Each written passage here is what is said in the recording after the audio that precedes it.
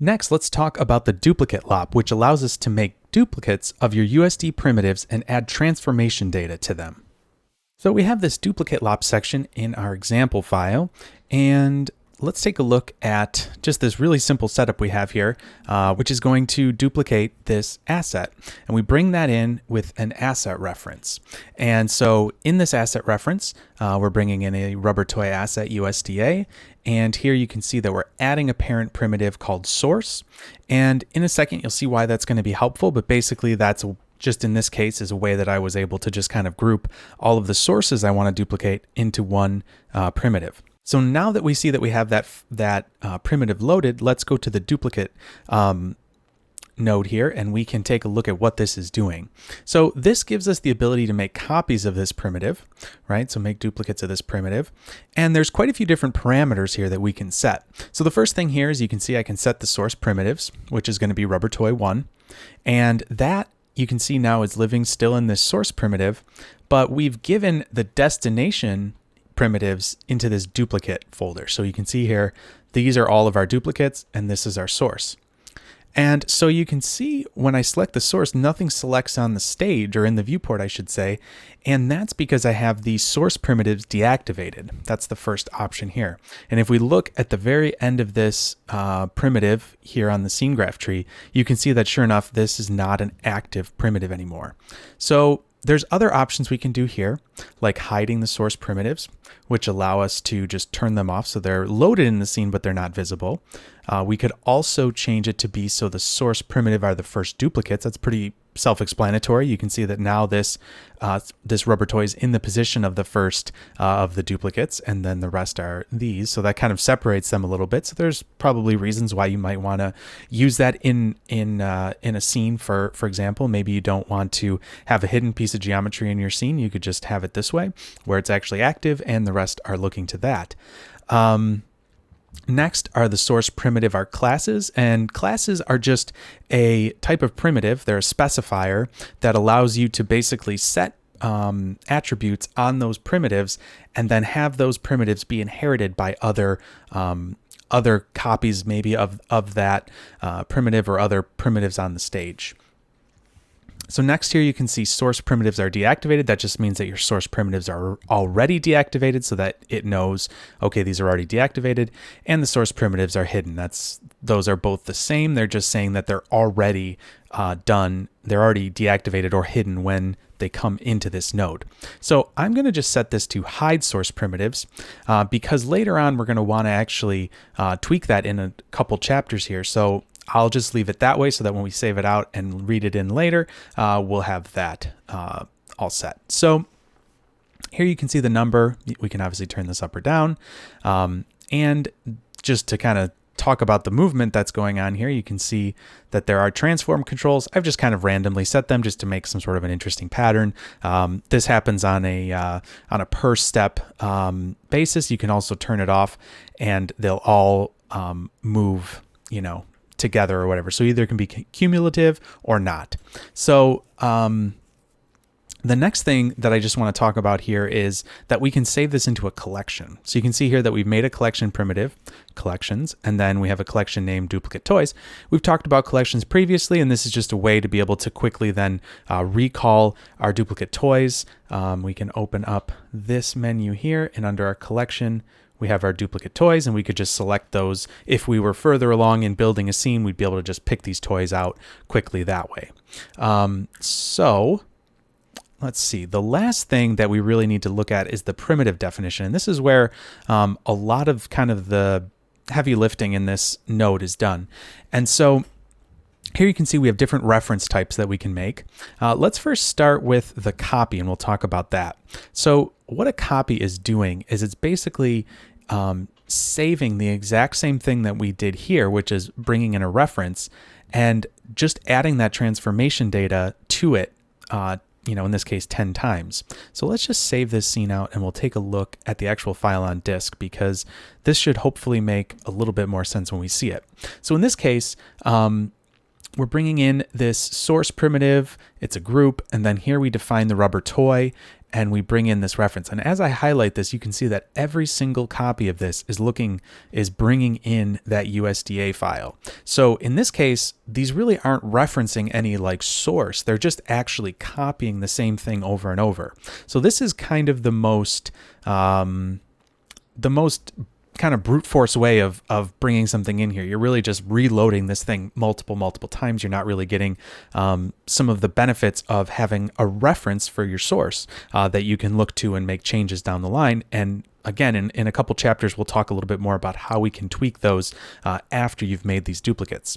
So copy is kind of the least flexible as far as being able to make mass changes and things like that, because each of these objects are going to be their own new encapsulated primitive that's loading a file from disk. So next, the reference. Let's take a look at this and we'll save this out to disk and see what that file's doing. So now here you can see that we have the same reference here, but instead of this being loaded on every single primitive, you can see that here we're looking at a reference, and the reference is source/rubbertoy1. So it's actually pointing to another primitive for its reference. So in that case, we're actually loading in that rubber toy and bringing that to this new location that's specified down here. So each of these has their own locations and could have other attributes set on them, for example. And then finally, let's talk about the inherit and specialize. And so the difference there is that an inherit is a stronger reference and a specialize is a weaker reference. So if you were doing, we talked already about our rules of composition. And in those, if you remember, there's the liver peas mnemonic, and the I in that is for inherits, and the S is for specialize. And so S is all the way at the bottom and I is almost near the top. So if you really wanted to make these so that they're not going to be able to be overwritten by almost anything, you'd make them an inherit. A specialized would be a very low level, attribute or whatever. And then you could build things on top of that very easily. So we're going to keep this just as reference for right now. And then here we have a make instanceable flag. What this does is basically sets all of these so that they do not actually look inside of each of these primitives when the scene is composed. So let me save this out and we'll take a look at it. And here, really, the main difference between what you can still see that there's this append references and it's pointing to this primitive, but here you can see instanceable true. So once it sees that, it's not going to try to traverse the scene any further than that. It's going to just say, okay, this is instanceable, so we are going to just assume we're just going to make an exact carbon copy and move on. Carbon copy, move on. With the reference, when it comes in and doesn't see that instanceable, you could have other overrides lower in the hierarchy inside of here. You could have something that's an override in here that would tell it to change maybe the color or maybe something about the geometry. So that is the real difference there with the instanceable, and we'll see exactly how that works again in a couple chapters. So that is more or less the parameters that you can set in this duplicate node. And in the next chapter, we'll talk a little bit more about something that can create a more interesting variation when we want to make copies of an object. The Instancer LOP allows us to use a set of points that will serve as the locations for our incoming geometry to be sourced onto. Okay, so we are in the Instancer LOP section of our example file, and before we get into this, I just want to let you know that in this chapter, we'll look at kind of how the scene is being built in the scene graph tree and how the parameters in the instancer node work. And then in the next chapter, we'll talk about the actual USD code and what's kind of going on under the hood. So let's take a look here. We've got two references coming in. We have a pig asset reference here, and then we have a toy asset as well. Those are just both at origin. And we have those using a sources primitive as the parent. So that just kind of keeps them grouped together. And from there, we feed them into the second node of this instancer. And this is set to point instance mode. You can see right here the method is set to point instancer. And so we use this second input for our prototypes. And so that's the name of basically any source that you're using for the instancer. They use the terminology prototype. So what this does is it's going to by default look for an internal network of points to be able to source onto. So in this case, I just added literally one point in here because I wanted to do this in another network anyways, but you can just at least understand that if you had points inside of there, it would source right onto them. In this case, it's just one at the origin. We don't have the toy anymore. We just have the pig head, which is index 0 since it's at the top of the list here. So that's just by itself in the middle of the scene. So what I did is I created a SOP network right here that we'll jump into. And here I started with some geometry, ground geometry. And then I added a bunch of points to that, scattered some points on there, added an index attribute, a name attribute, kind of added an ID, point number basically, and then just did a short bit of code here to set a path name using that. So then this out is going to get referenced by the point instancer. So here we have it set to internal SOP, and then I'm going to just change it to external SOP. I already had this path in there because I've been working on the scene before, but obviously this would be blank and you would just have to point it to the location that you wanted it to go to. So here's our SOP path. What we can have this do is set the orientations, scale, and then the make transform source primitives invisible basically means that if you were bringing in primitives right from the stage that you wanted to source your instances onto, which you could do as well. Those are some of the other things here. We could do first inputs primitives, first inputs points. And so let's just take a look at what that first input does. So let's take a look at that real quick. So here's just the ground geometry that I brought into Solaris from this SOP network here. And then I put a layer break just so it won't save anything downstream. If we put that to the input stage, we can set some things here like the first inputs primitives. And so there's just one primitive here. There's nothing really going on. So it's just taking the location of the ground primitive that we created here. There's just one primitive, right? So it's taking that location. Or we could go a little bit crazier and say the first inputs points, and that's going to literally put it on every single point that's from the input geometry. We obviously don't want that. That's a little bit crazy, but you could use some geometry that you have from your scene, from your stage coming into it. And that's really what this first input is for, is to pass through the stage if you want that to be, you want your instances to be seen in a larger, collection of objects and things like that you're laying out. You'd obviously want to pass your stage through that so that it all feeds through in one stream of data. So I'm going to disconnect this just because we don't really need that in this situation here, but obviously could be useful. So here we're looking at the prototype primitives. Again, that's where the sources are coming from, and that's why I grouped it under sources. So we have sources, and then we use the star wildcard to just basically say everything that's underneath sources or a child of sources, bring those in as our prototype primitives. And here you can see the source is second input. We could also prototype source from the first input if we wanted to as well. But in this case, the second one is good because then you could pass your stage through the first one. And then down at the bottom here, these options more or less are for helping you to set how the prototypes are indexed. So here you can see there's a few different index modes. Random is pretty straightforward. You can just set a seed and it'll randomly choose them. Index will set all of them to the same index. Index attribute will look at an attribute on the points, which if you remember, I said earlier that there's an index attribute here, there's a name attribute, and then there's a path attribute as well. So if we look at our geometry spreadsheet, we can see there's names, there's paths, and there's also an index attribute right here. So it's using those to drive which primitive is going to which point. And in this case, we're using the index attribute. I have the attribute name just as index. Then there's also the option to use name attribute, and those will give us exactly the same result because I set them to be the same. So just to clarify those last two modes, when we have an index attribute, we're taking an integer point attribute from the instancer points. In this case, if that attribute is 0, it returns the pig asset, and if it's 1, it returns the toy asset. And then for the name attribute mode, that looks to match a string point attribute on the instancer points, and it's looking to match this attribute to the name of the prototype primitive.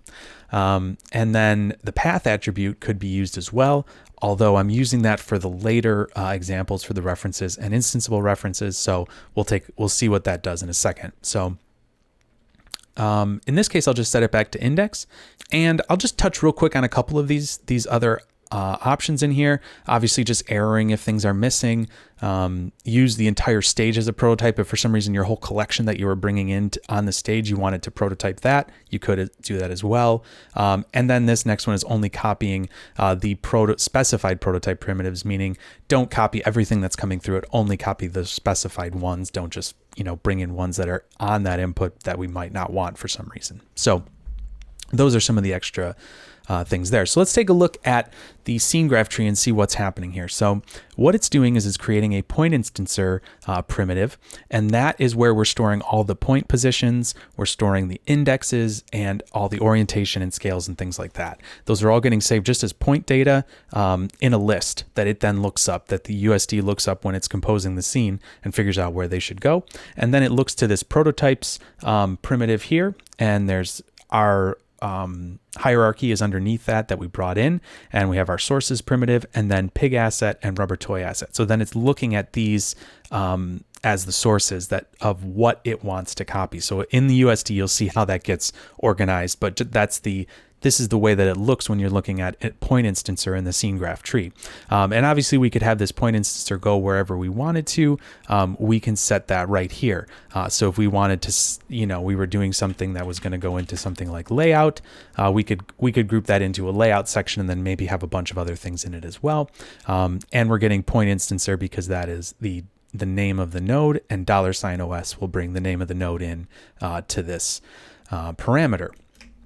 So we'll just set that back to the way it was. And let's move on now to the references section, and we'll see a little bit of how this is different than the point instancer. So the first thing you'll notice here is that it makes a lot more primitives. And in this case, it's basically just making a reference primitive. If we bring up our legend here, you can see that these are all loaded payloads, which a payload is just a reference that you can unload if you wanted to. So this is a loaded payload. And so these are all just references to the original prototypes that are in here. So now we have prototypes with the sources, which looks very similar to how the point instancer was, but instead now we have all of these other references here that are going to bring in that geometry each of these times here. So in this case, it's getting the name, and we'll scroll down here. It's getting the name from the path attribute. If we took this out of here, you'll see that it defaults back to just the instance right here, this base name. So if we put in a path attribute here, that's all set. And if we did something like using the name instead, we're going to get a little bit of an issue here. So in this case, its name is very similar to the way that I have the path attribute set. If we look at it, name does not have any numbering in it, right? And the path does. It has a number in it. But so say you had something like a name that you had for all of your points, and you wanted to do something like this where you'd have your pig asset and your rubber toy asset. Well, what you can do is you can check on this make primitive paths unique, and then from there, that's going to add those numbers in as well. It's not quite as clean as the way that I had it before with the numbering set a little differently, but it's certainly a valid way of doing it, and it would name your references the way you would want them to be, where they're numbered out. So in this case, I'll just turn it back to path. You'll see that changes a little bit, and I have 0 in there, and we don't need the uniqueness there because these are all unique. So that's references, and you can see how that gets set up. And then instanceable references are almost identical, except that you can see that it's changed the color of them. And now these are instance prototypes and instance proxies. And that will become a little bit more evident in the next chapter, how that works. But basically, it's very similar to a reference. And if you remember, in our discussion before, we talked about some of these other modes here that are in this list. The instanceable inherit and inherit are basically the same as the reference and instanceable reference and reference. Inherits are just a stronger version of a reference, and a specialize is a weaker version of a reference. And so that is how the Instancer works in a nutshell, as far as from the parameter side of things and how it builds the scene graph tree. And in the next chapter, we'll dive into the actual code of the USD and see how that works at kind of a more fine level. In this chapter, let's take a few minutes to analyze the difference between the types of instancing available to us in USD. All right, let's take a look at the analyzing instancing section of the example file that we created. So there's a few kind of setups in here. First of all, I'm just going to save out these USD ROPs just to make sure that we have some files on disk that we can take a look at. These are just going to be more or less just some source files that we're going to use right here. It's taking the rubber toy, it's duplicating it like we did in our copy or in our duplicate section. And same thing here, this is doing it, but keeping it instanceable. And this one is just doing straight copy. And we'll use that to take a look at over here in a second. It's going to read those files in up here. So we'll take a look at those files as well in a second once we do some overrides on them, just to kind of see what's happening inside of that actual USD file. So first of all, let's take a look at this point instancer scene that we were working with in our last chapter. So here we have the scene coming in and we want to do an override on it. In this case, we want to override the pig with Tommy. So what I'm going to do is actually bring in some geometry here. So I'm going to bring in some geometry and put it into the render purpose under the pig asset here. So if we go in here under geo, we can see that there's a scope that's set to proxy and a scope that's named render, and these are set with proxy and render as their purpose. And here again, if we go to take this to final render, it'll change to the render purpose, and here we will have the proxy purpose. So let's take a look at what that does. So in this case, we're in the proxy purpose and we're not seeing anything change, but if we switch it over to the final render purpose, we'll see that now we have Tommy placed into this scene. And so this is one of the things that you're able to do with a point instancer. If you remember, we talked about this, that all there is the prototypes with sources, and those are what we can change. We can't really do anything with these individual instances unless we break those out in a meaningful way and actually copy them back to some sort of point instanced source. So that's kind of is a little bit more destructive than what we can do here, where we can just overwrite the geometry in our prototypes section with some new geometry and have that overwrite. So let's save this out to this point instance scene here. Save this to disk, and let's take a look at where that is. So if we look at our point instance scene and take a look at that, let's open that up and we'll see what happened inside of this file. And what we can see here is we have our just default stuff happening up at the top here, just talking about what the scene setup is. We're also sublayering in our point instancer object, and then down here you can see over point instances, over prototypes. So we're doing an override here. We get down to shape, and we can see that these are the attributes that we're overwriting this render shape. And so that is what's happening inside of there. We're really not touching anything else except for this overwrite that we're happening in here, this override that we're doing into the prototype section of our point instancer. So that's really all that's happening and getting saved here. So you can see how this is non-destructive. We're not changing anything in this actual file. We're just doing overrides and putting this information in here. So you could then, if you were using sublayers to compose the scene back together, you could turn that off and have it go right back to what it was before. It's very flexible in that instance. So let's take a look at what's kind of happening over here. So up at the top, I have our scene coming in. This is the just the simple duplicate scene, just for there to be less instances in it. This works with the instancer as well. It's very much the same concept, just trying to do it this way, just have a few less components being duplicated. So here's the copy scene, here is the duplicate scene, and here is the instanceable scene. So from this setup here, actually, now that I'm looking at it here, I can see that this is actually not correct. This has been saved as an instanceable scene because it's the same color as this one here. So let's just go back over to that duplicate scene. and I'll just make sure that this is not in the instanceable, and I'll resave it to disk. This is where the colors in our scene graph tree come in really handy, actually. We can see now as we reload this, just make sure we're reloading it, we can now see that they're orange. And if we look at our key here, we can see that these are loaded payloads now, which, if we remember, a payload is just a reference, basically. So that makes these, it's just a type of reference. It's one that you can load and unload. So anyways, we have these three different options here, and we'll look at how each of these works when we're doing overrides in say materials. In this case, this will be something visually that we can look at pretty clearly and see exactly what's going on.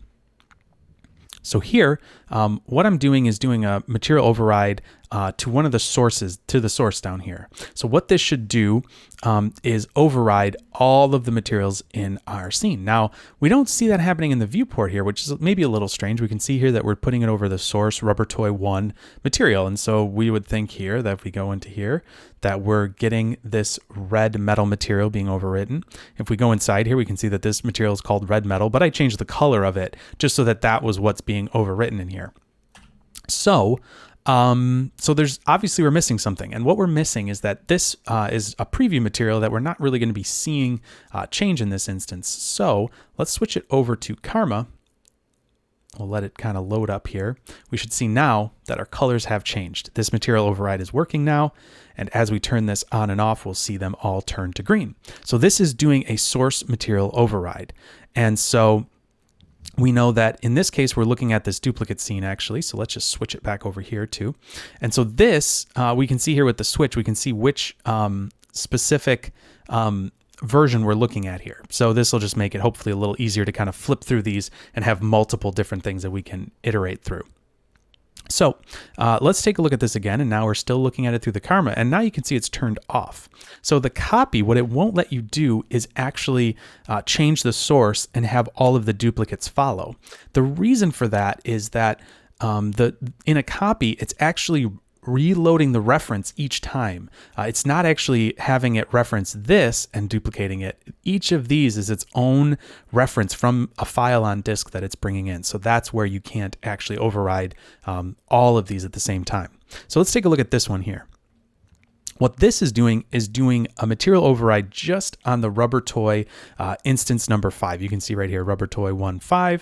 1.5 right there, and that is changing that to green. So in this case, we can overwrite one of the duplicates and have that affect itself. That will work just fine because those are still coming in as individual references that we can have overrides on top of. So let's take a look at what each of these look like real quick. We're gonna have to kind of save this out a few times to see each of them. So let's save this, and we'll save this.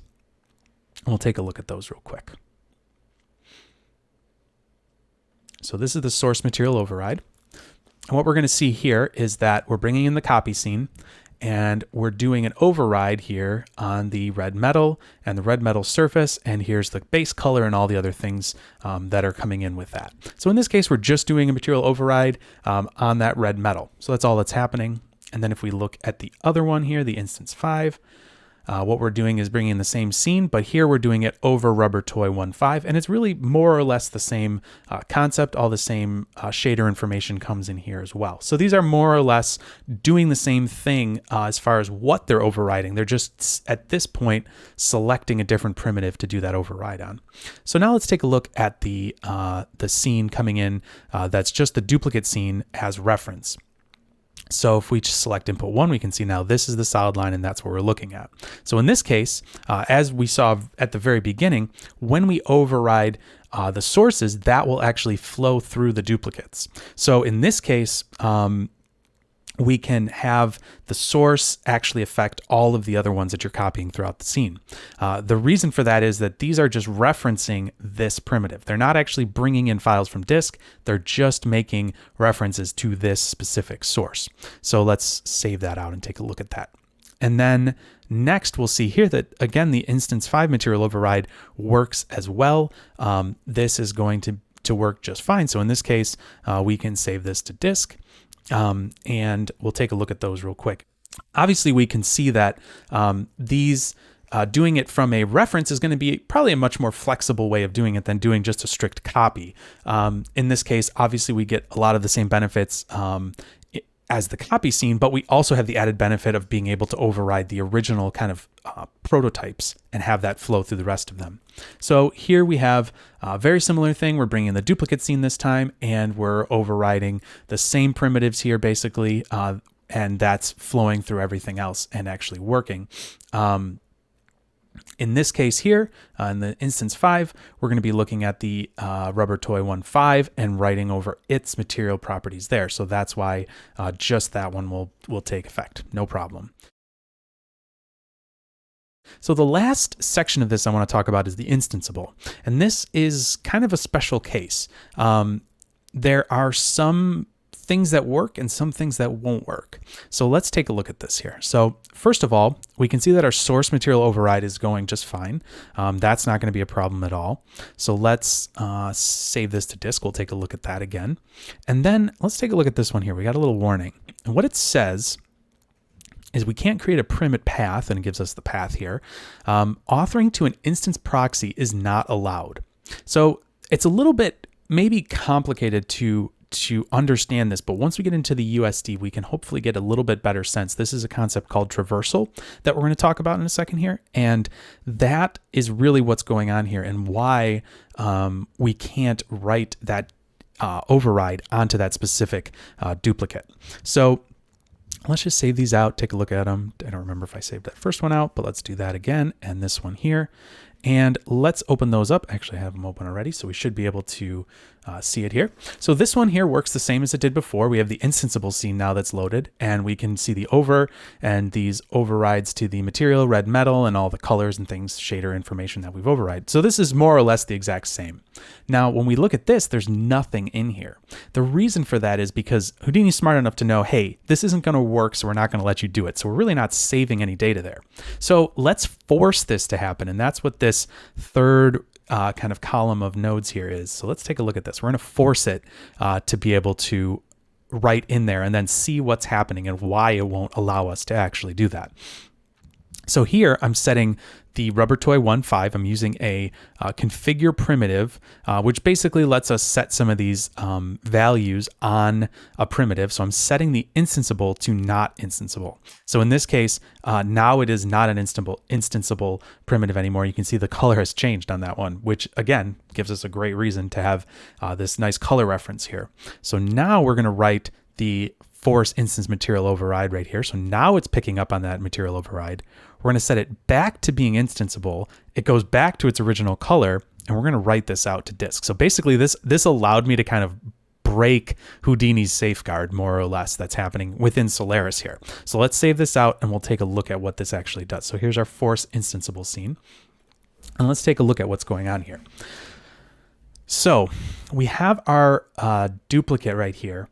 And in this case, what it's doing is it's saying over this rubber toy, it's also giving this now instanceable true, which is right here, and then puts all the rest of this information in here. What I'm going to do actually is save this as a flattened scene so we can see all of our individual rubber toys, because in this case, it seems like it should work, but let's talk about why it's not going to work. So let me just change this save style here to flatten all layers, and we'll save this out to disk and take a look at what's actually happening inside of these primitives when we're overriding this one material. So if we take a look at this now, we can see that it shows not only our source, which is bringing in the references here, but then it's also giving us all of our duplicates. And hopefully this is fairly easy to understand what's going on here. This is our source primitive. This is our rubber toy 1, and these are being used as our prototype, right? And then these are all being put into our duplicates section here. So in these here, we're looking at rubber toy 1, 0, and it's getting a source of rubber toy 1. So this is how it looks when you're referencing that top primitive that comes in here. So in this case, as we come down, we can see that here's our rubber toy 1.5, right? So let's talk about what's happening here. So as it hits each of these rubber toy 1.3, it's looking and seeing, okay, this is instanceable, and we can see that this is its reference, right? It tells us it's transform and all things like this, but we're not seeing any of those other primitives inside of here. So we're not actually seeing like here, this geo, this material, we're not seeing any of those inside of it. And the reason for that is that once it sees this instanceable flag here, it knows to just, hey, take this reference, make sure all these transform things have happened to it, and then just jump to the next one. Don't go inside, don't traverse that scene any further, don't traverse through those primitives that are in the tree any further, don't go deeper into the hierarchy, just jump to the next one. So that's why we see when we see this instanceable true, that's what it's telling the USD software as a whole. So then we get to 1.5 and we can see here's our override, and it's going into material, red metal surface, all this stuff. So we see that this stuff has been written into this file. However, because instanceable true is set, it is not going to traverse this scene any further than this level right here. So once it sees these overrides, it's ignoring those. It's not reading those at all. So you could put that there and think that you're doing something, but you won't be actually affecting anything when instanceable is set to true. And that's true of inherits and specializes as well. You can have instanceable versions of either of those. And if you remember, those are just stronger and weaker versions of a reference. So the reason that this instanceable flag is a real positive is because you can imagine that if you have thousands and thousands of things that are instanced into a scene, imagine a forest, for example, and you have those instanceable flags set. Well, the USD software is going to traverse the scene at an incredible rate versus if it has to go through every one of those primitives inside and check to see if there's any overrides on them. So in this case, you get a huge boost in speed when you use instanceable. However, you can't actually make those overrides easily unless you turn them back into uninstanced geometry on a specific setup like we did here. So just keep that in mind, that is the reason why having this instanceable flag is a benefit. And so if that's something you need, setting it to be instanceable is a huge, huge benefit. However, you just have to know the caveats that come with that. So just keep that in mind when you're working with these instanceable flags like this. So hopefully this gives you a sense for what's happening inside of these USD files as we're making instances of them, or making duplicates and references of these primitives, and what happens when you set the flags to be different things on each of these primitives. And that should hopefully give you a better sense of how to build your scene so that it'll give you the flexibility you want in whatever situation you're in. Writing animation to a USD file can be tricky, so let's look at some of the best practices when dealing with animated USD files. All right, so I am in the Writing Animated USD section of our example file, and what we're going to do in here is see a couple different setups over the next 2 chapters that are going to define different ways of writing animated USD to disk. So first of all, let's just take a look at this setup. It's the same animation, same scene graph tree. Everything in that sense is the same. We're just going to be writing these to disk a little bit differently in each one of these setups. So let's first take a look at the geometry that we're creating. I made a SOP network over here, and inside of it, I have a polygonal terrain geometry, and then a poly line geometry that we're going to use to move our object along. So if we look back over here, we can see we're loading in a toy reference from disk, and then we're importing a terrain from that SOP network. The path that we're going to is this out terrain null. And then we're also importing the curve, and that's coming from the out curve null inside of that network. Now, just a note here, in Solaris, you'll see polylines drawn as ribbons or as curves, as like some sort of a kind of temporary geometry. Nothing to be too overly concerned about. It's just the way that that is kind of defined in the USD kind of world. So that's why it looks like this. So in this follow path constraint is just a simple way in Solaris to be able to move an object along a path like this. And so the geometry is just going to follow that based on this position parameter.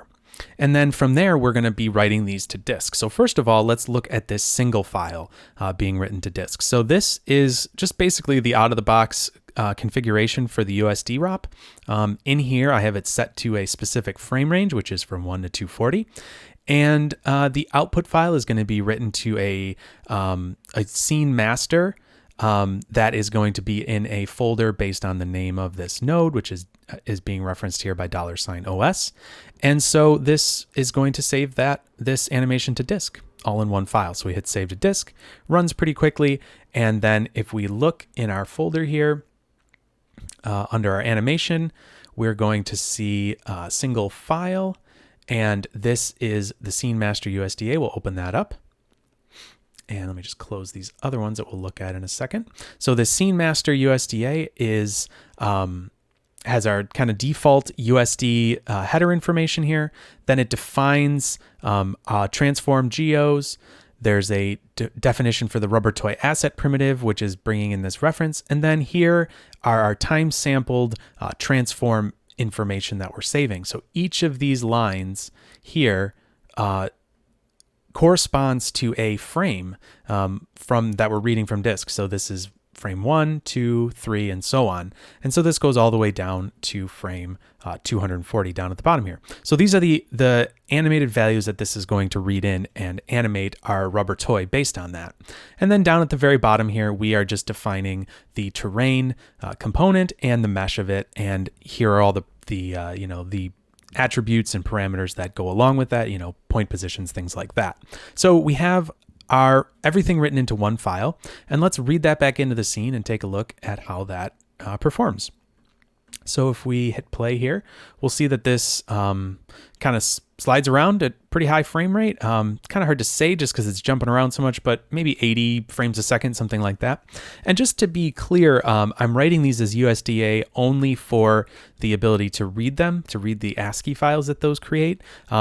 Traditionally, you would want to write something like an animated USD file as just straight USD with the extension .usd, and that will by default write it as a binary or crate format. And that's quite a bit quicker to write and read, but in this case, we're just doing it for the ability to kind of look at the files easily.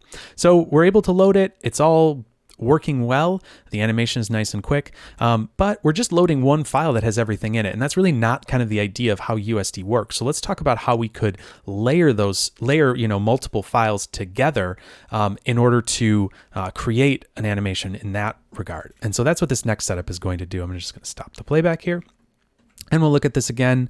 We have the toy loaded in, the terrain, and our curve. And then instead here, I have a configure layer, which is going to save everything coming into it as sceneassets.usda. And this also will start a new layer. And then down here, you can see, because of the new color, there's a new layer that's been started.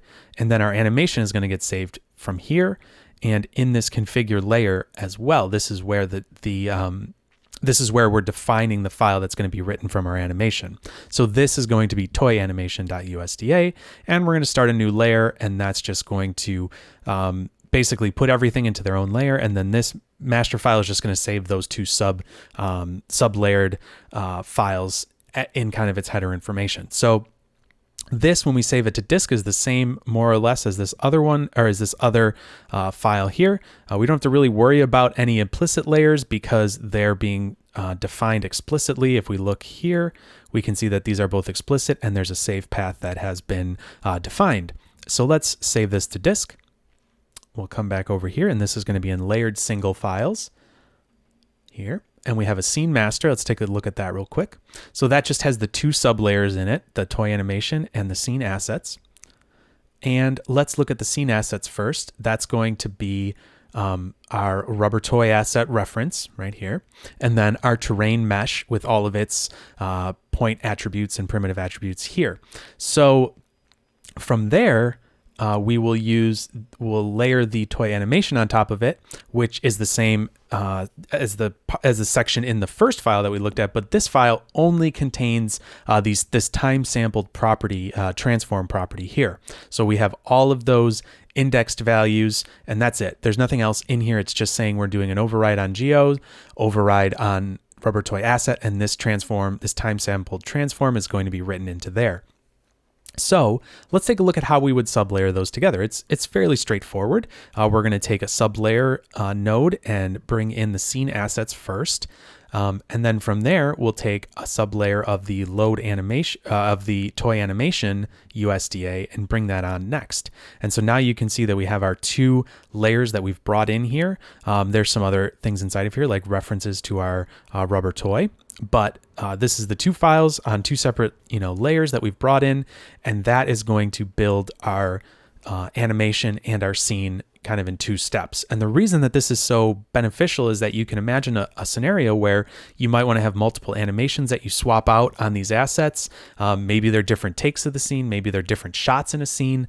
There's a bunch of different things that you could potentially imagine happening there, but this gives you kind of the most flexibility when you're working with USD. And this is definitely the best case scenario. So as long as you can work in this manner where you have assets, you have animation kind of coming in two different layers, that is by far your best scenario to try to shoot for. Now, there are scenarios where you'll need to write frames out individually, but that is a lot of kind of pitfalls that are associated with it. So in the next chapter, we're going to take a look at those cases and try to kind of see what we can do to mitigate the performance hits that are going to come with those, with having to write individual files to USD. There are times when we have to write large data sets to USD where factors like memory concerns might make writing a single file impossible. In these cases, we can turn to stitching in order to make files that can be more easily read by the USD software. So in this section, we're still in our writing animated USD portion of our example file, but we're going to be looking at this last example here. And so in this case, we're going to be loading our toy reference, importing our terrain, importing our curve, and using this follow path constraint to animate our geometry. But in this case, we're going to have to write out a per frame USD file. And so the cases where you might run into this are situations like maybe a big flip sim that you have coming into USD, and you need to write that out to have it stored on disk. But in the case of something like Flip, you might have, these huge simulations, and you need every bit of your data just to hold one frame of it. And when USD writes to disk, it actually kind of stores each frame in memory before writing out the entire file. That's just the nature of how it works. So we need a way to be able to not have that be the default case, so that it just writes each frame and doesn't try to overrun, maybe the limited storage or memory you might have on your device, or maybe on each of your nodes in a farm, something like that. So in this case, we have to change some of the settings in our USD ROP. So here the same frame range is set.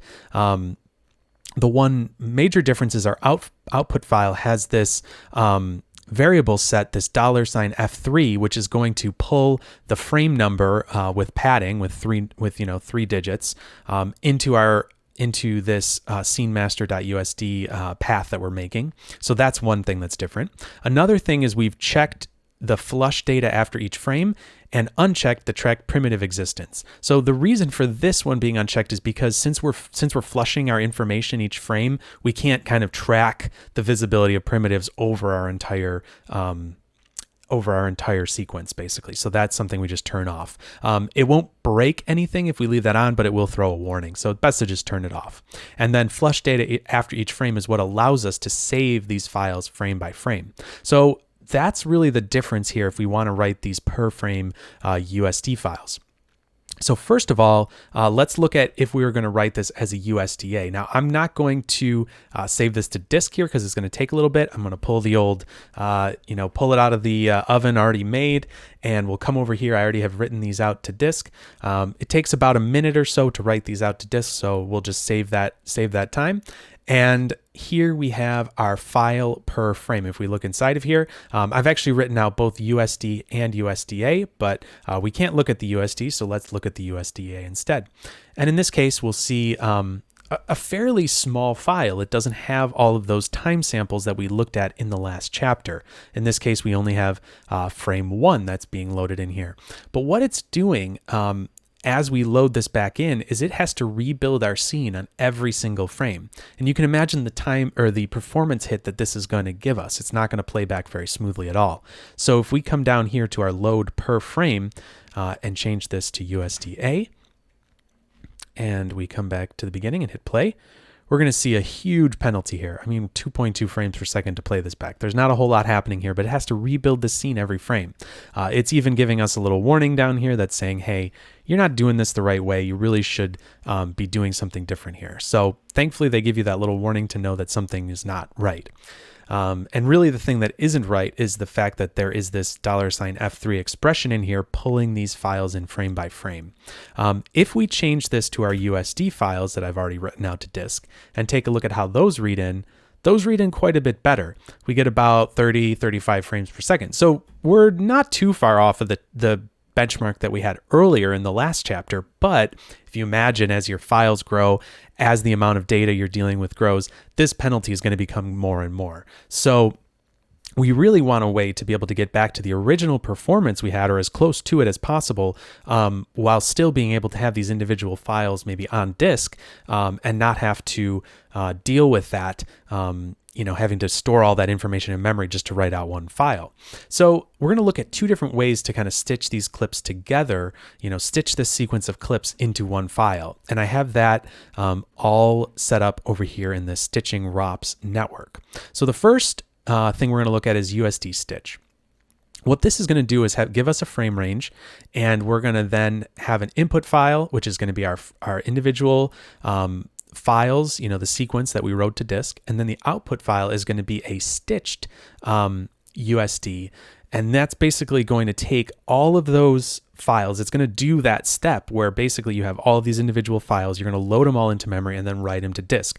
Now this could be helpful in maybe a scenario where you have something on a farm or something on multiple machines that are maybe not able to handle this huge amount of data, but maybe one of your larger render nodes or something of that nature can handle that data to all be stored together and then written to one USD file. So this is a way that we can take all of those things and put them into one file. So let's take a look at what this does. Now, if I hit render here, it's going to take a couple minutes to read through it. So I already have those rendered out as well.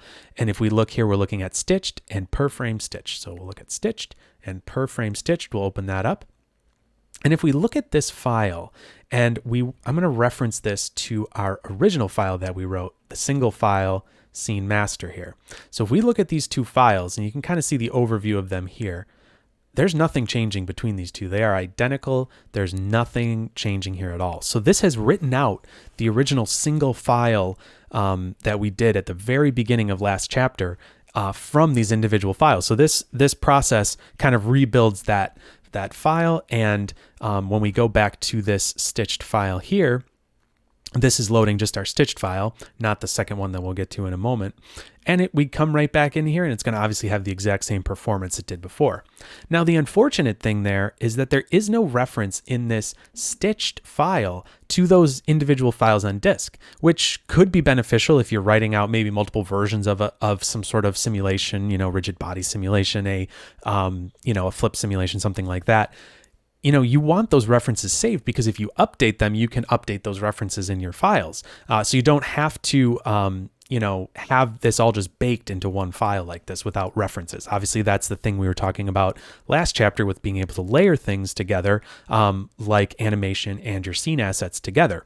So let's look at this other option here that'll allow for that, and that's called the USD Stitch Clips node. And this looks a little different, and that's because it's gonna kind of treat this sequence in a little bit of a different manner. It's still going to use the same start and end time here. It's going to add in this time codes per second, and what we're going to do is we're going to take that input file, which is similar to the last to the stitch USD Stitch ROP that we used, but what we're going to do this time is we're going to write a thing called a template file.